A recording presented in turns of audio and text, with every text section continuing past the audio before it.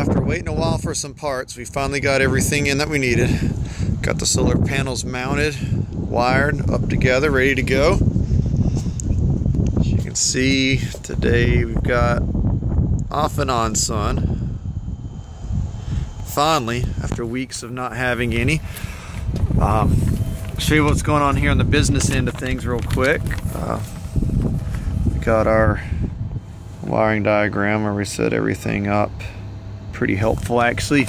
Once you have the right parts and pieces, it all runs pretty smooth.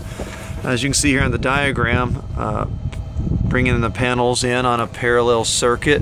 I'm running 2 panels, positive and negative outputs off of each, and they're coming down and in to where these connectors, where I can throw them in very easily together. The 2 positives running into one, the 20 amp usable link there.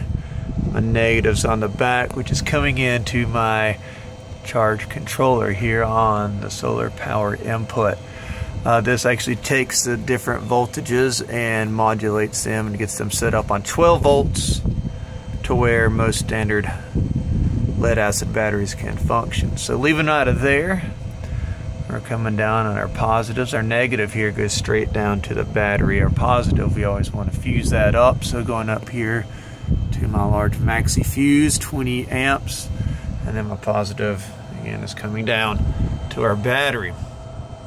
Once in the battery, it's obviously going to charge that battery up, and then from the battery, as needed, it's going to leave and go up to our inverter. So from the battery, our positive is going to go up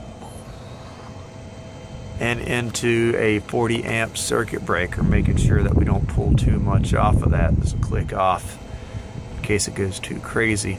The negative comes off the back and then comes up to the side here, and then from here obviously our positive comes up to our 400 watt power inverter. So a decent amount of output. You can see here I've already got something plugged in. Brings me to my fan. Let's go ahead and get that turned on.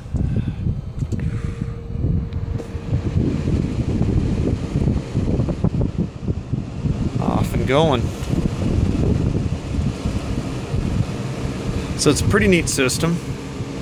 If you go by the fact that that's 400 watts, if you were able to get some of these bulbs right here, we've got 13 watt bulbs. If you do the math on that, that comes out to about 30 bulbs that this little inverter can push constant.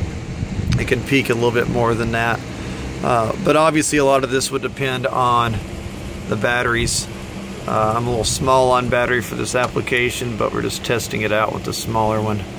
If you're able to get a bank of batteries, obviously you'd be able to sustain that power and energy much further into the night. But luckily during the day, the amount of energy in can just about match the amount of energy out, so it kind of balances.